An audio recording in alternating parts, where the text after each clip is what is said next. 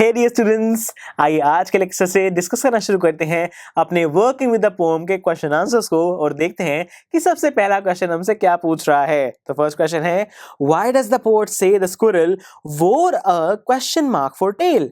Draw a squirrel और find a picture of a squirrel sitting on the ground, how would you describe its tail?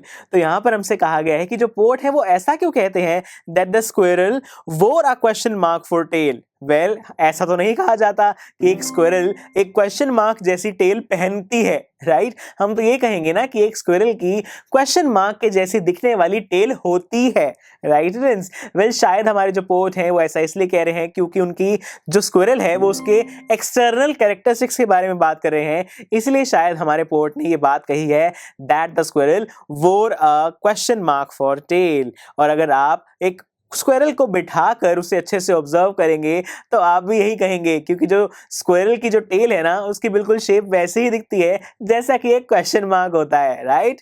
तो यहाँ पर आप जो मैं स्क्विरल लगाई है उसे ऑब्जर्व करें अगर आप, तो आप देख सकते हैं कि यहाँ पर जो उसकी टेल है बिल्कुल क्वेश्चन मार्क की तरह ही लग रही है, right?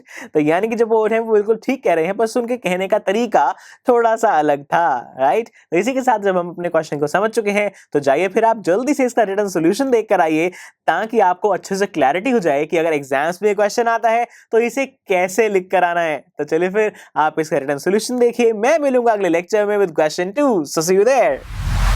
I am sure students आपको ये लेक्चर बहुत ही पसंद आया होगा। तो अगर आप अपने हर कंसेप्ट को इतने ही मजेदार और इंटरेस्टिंग तरीके से क्लियर करना चाहते हैं तो डाउनलोड कीजिए हमारी PuStack ऐप, जहां पर आपके लिए और भी बहुत सारे ऑप्शंस अवेलेबल हैं, जैसे कि sample papers, back exercise solutions, written answers and much more. So what are you waiting for? Download the app now.